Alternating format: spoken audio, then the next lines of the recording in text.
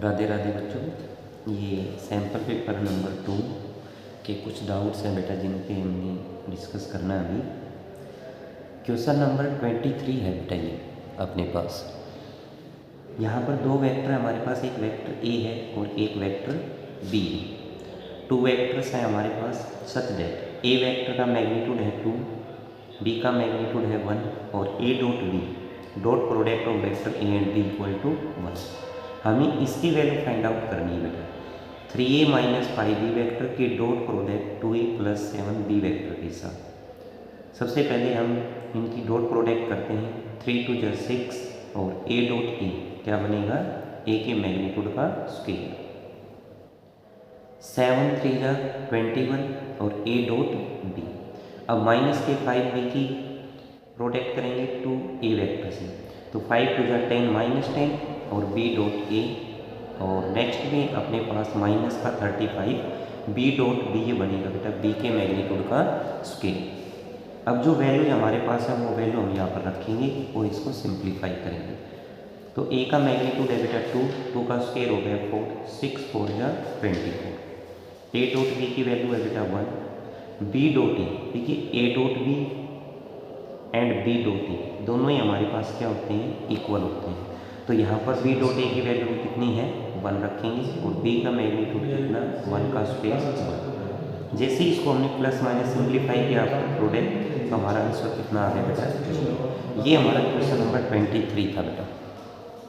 अब 23 में जो और का पार्ट है वो देखिए बच्चे, एक ट्रायंगल पी क्यू आर और यहाँ पर हमने एंगल क्यू को फाइंड आउट करना है। ओके, तो पी वर्टेक्स के कोऑर्डिनेट है, क्यू के कोऑर्डिनेट है, आर के कोऑर्डिनेट है। अगर हमें क्यू एंगल फाइंड आउट करना है तो हम डायरेक्शन रेशियो किसके फाइंड आउट करेंगे, क्यू पी के। किसके डायरेक्शन रेशियो फाइंड आउट करेंगे, पी क्यू की। और फिर हम डायरेक्शन रेशियो किसके फाइंड आउट करेंगे, क्यू आर। क्योंकि जो एंगल क्यू बना है वो किस किस से बना है, क्यू पी और क्यू आर से। क्योंकि जब भी हमें कोई एंगल फाइंड आउट करना होता है तो उसके लिए या तो हमें क्या चाहिए, डायरेक्शन रेशियो या direction cosine. Direction ratio Q P x2 minus x1, y2 minus y1, z2 minus z1, 1 2 minus 2। और डायरेक्शन रेशियो क्या हुआ, x2 minus x1, y2 minus y1, z2 minus z1। ठीक है, तो ये हमारे पास क्या पी और क्या आर के क्या आगे डायरेक्शन रेशियो जा रहा है। ठीक है, जो हमारे पास एंगल है पी क्यू आर, जो एंगल क्या हुआ हमने उसको थीटा लेट किया, तो कोस थीटा इक्वल टू, तो ये अपने पास क्या बन गया यहाँ पर कोस एंगल क्या P Q are, a1 a2 plus b1 b2 c1 c2। ये हमने रिजल्ट अप्लाई कर दिया बेटा, a1 b1 c1, ये a2 b2 और c2 ये सब वैल्यू यहाँ पर रखी। आफ्टर सिंप्लीफिकेशन हमारा कितना आ गया 0। तो कोस थीटा, थीटा क्या है अपना angle P Q R equal to 0। Cos 0 कितने में बनता है बेटा, 90 degree. Cos to cos cancel out, तो एंगल पी क्यू आर कितना बन गया हमारा, 90 डिग्री बन गया। ठीक है, तो ये हमारे पास क्वेश्चन नंबर था बेटा 23। नेक्स्ट क्वेश्चन,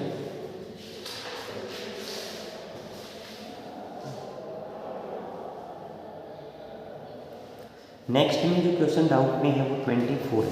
ठीक है, तो देखिए, let R be the radius and S be the surface area of a spherical balloon at any instant. देखो आर तो क्या दे रखा है हमारे पास, रेडियस दे रखा है। ठीक है, और एस क्या हमारे पास सरफेस एरिया है। उसके बाद में rate of change of radius with respect to time कितना है बच्चों, 10 सेंटीमीटर पर सेकेंड। एस क्या है, सरफेस एरिया। अब स्फीयर का सरफेस एरिया क्या होता है बेटा, 4 पाई आर स्क्वायर। अब हमें ये बताना है कि इस स्फीयर के सरफेस एरिया में क्या रेट ऑफ चेंज ऑफ होगा विद रिस्पेक्ट टू टाइम, मतलब rate of change of surface area. ठीक है, विद रिस्पेक्ट टू टाइम। तो हमने एस का डेरिवेटिव किया with respect to T, 4 pi constant है, आर स्क्वायर का डेरिवेटिव है 2r और आर का derivative D R by D T. 4 pi 2r multiply D R by D T की वैल्यू कितनी है बच्चों हमारे पास 10, तो मल्टीप्लाई 10। जैसे हमने इसको सिंप्लीफाई किया तो 80 पाई आर आ गया। But rate of change of surface area with respect to time हमें किस केस पे फाइंड आउट करना है, जब रेडियस कितना हो हमारा 15। तो इसमें जो आर आपको रेडियस दिखाई दे रहा है उसको किस में कन्वर्ट कर देंगे, उसके जगह 15 रखेंगे और जो ये हमारी वैल्यू प्राप्त हुई है 1200 सेंटीमीटर स्क्वेयर पर सेकेंड। तो ये हमारे पास rate of change of surface है with respect to time find out हो गया जब हमारे पास रेडियस कितना है बेटा 15 है। ठीक है, नेक्स्ट क्वेश्चन है हमारे पास क्वेश्चन नंबर 30। देखिए, let the numbers x and y, हमारे पास दो नंबर्स दिए गए हैं बेटा और दोनों ही नंबर्स की जो प्रोडक्ट है हमारे पास 256 है। x एंड y मैंने दो नंबर्स लिए, इसने का product of two numbers is 256, हमने x और y दो नंबर लिए, दोनों की product 256 and sum of numbers, फिर क्या है इसने sum of numbers s equal to x plus y, कि हमारे पास ये जो दोनों नंबर्स हैं इन दोनों नंबर्स का जो ये सम है हमने सम को क्या बताना है, यहाँ पर लिस्ट बताना है। क्या बताना है, लिस्ट यानी कि मिनिमम बताना है। तो s equal to X plus, हमने y को किस में कन्वर्ट कर लिया, x में, यहाँ से y की वैल्यू क्या आएगी बेटा 256 बाई एक्स हो गई। अब हमने सम का डेरिवेटिव किया विद रिस्पेक्ट टू x।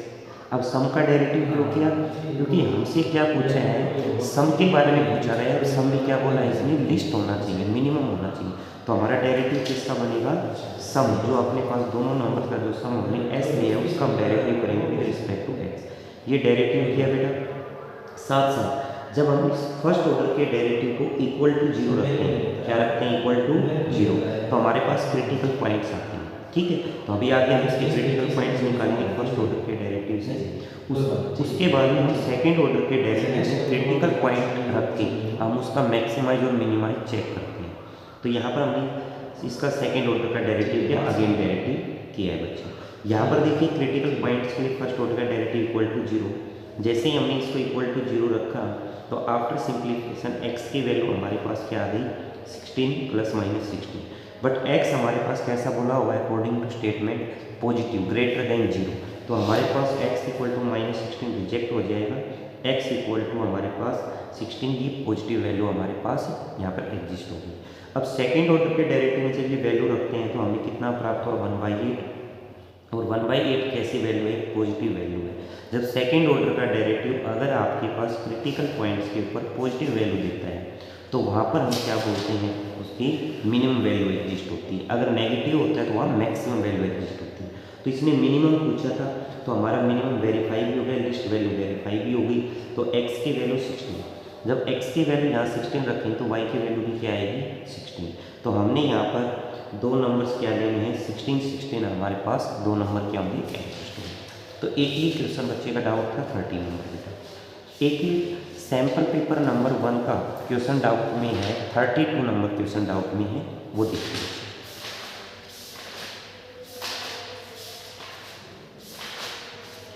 ये हमारे पास 32 नंबर क्वेश्चन है बच्चे, जो आपके पास एक्सरसाइज 10.3 से है।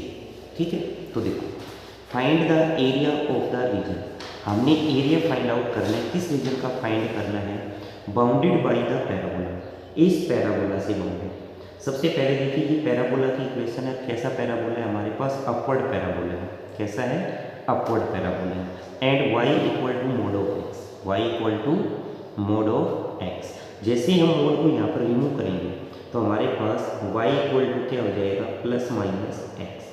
तो यहाँ से y इक्वल टू x हो गया इक्वेशन, एक बन गई y equal to minus x। y equal to x की जो इक्वेशन है बेटा वो ओरिजिन से पास होती है और अपने पास कौन कौन से क्वाड्रेंट में रहेगी, थर्ड क्वाड्रेंट और फर्स्ट क्वाड्रेंट। जैसे +1 में भी आपने सीखा होगा कि ये जो अपने पास लाइन है ये किसकी लाइन का ग्राफ है, y इक्वल टू x की लाइन का ग्राफ है, और ये जो y इक्वल टू x की लाइन है ये x एक्सिस के साथ पॉजिटिव डायरेक्शन में 45 डिग्री एंगल भी बनाती है।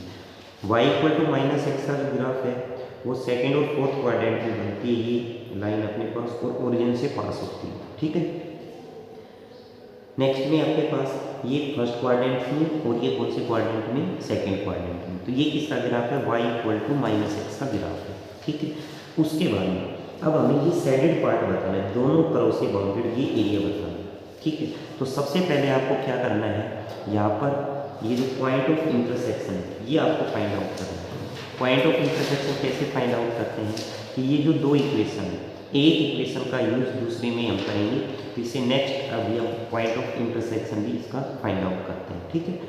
तो हमें ये जो एरिया है ना ये फाइंड आउट करना है। तो फर्स्ट क्वाड्रेंट में जो एरिया है इस एरिया का अगर हम डबल कर दें तो हमारे पास ये दोनों एरिया फाइंड आउट हो जाएंगे। तो रिक्वायर्ड एरिया क्या हुआ, 2 टाइम्स ऑफ लिमिट 0 से 1 area in the first quadrant. First quadrant वाले एरिया का हमने 2 टाइम्स किया तो हमारे पास कंप्लीट एरिया फाइंड आउट होगा जो शेडेड पार्ट आपको दिखे, ठीक है। अब ये एरिया कैसे फाइंड आउट होगा कि अपर कर्व में से लोअर कर्व का एरिया क्या कर देंगे, माइनस करेंगे। तो देखिए कैसे, देखिए बच्चे यहाँ पर शुरू कर रखा हमने from equation first and second. हमने जैसे ही इक्वेशन फर्स्ट और सेकंड को सिंप्लीफाई किया तो X square equal to X, ठीक है। तो यहाँ पर एक्स स्क्वायर माइनस एक्स, तो एक्स कॉमन लिया, एक्स माइनस 1 0। तो एक एक्स की वैल्यू आ गई 0, एक वाई की वैल्यू आ गई, एक्स की वैल्यू आ गई 1। जब एक्स की वैल्यू 0 है तो इसके कॉरस्पॉन्डेंस वाई की वैल्यू क्या रहेगी 0। एक्स की वैल्यू 1 है तो कॉरस्पॉन्डेंस वाई की वैल्यू क्या आ गई 1। तो हमारे पास जो पॉइंट आए वो क्या है 0, 0 और 1, 1 आ गए। तो 2 टाइम्स ऑफ लिमिट 0 से 1 और यहाँ पर ये अपर करो हमारे पास, ये अपर करो क्या थी y इक्वल टू एक्स की लाइन थी बेटा, और ये हमारा क्या था लोअर करो पैराबोला। अपर करो माइनस लोअर करो, जैसे ही हमने इसका इंटीग्रल किया, इंटीग्रल करने के बाद में upper limit minus lower limit, जैसे ही हमने इसको सिंप्लीफाई किया तो आफ्टर सिंप्लीफिकेशन हमारे पास एरिया फाइंड आउट हो गया 1/3 स्क्वायर क्यूब। तो बेटा ये कुछ हमारे पास डाउट थे सैम्पल पेपर नंबर 1 और 2 के, जो आपने प्रॉपर तरीके से सोल्व करना है, ठीक है। तो आज आपने सैम्पल पेपर नंबर 2 को कंप्लीट सोल्व करना है।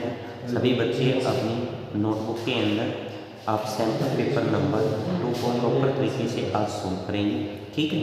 तो आज के लिए ये वर्क है बेटा।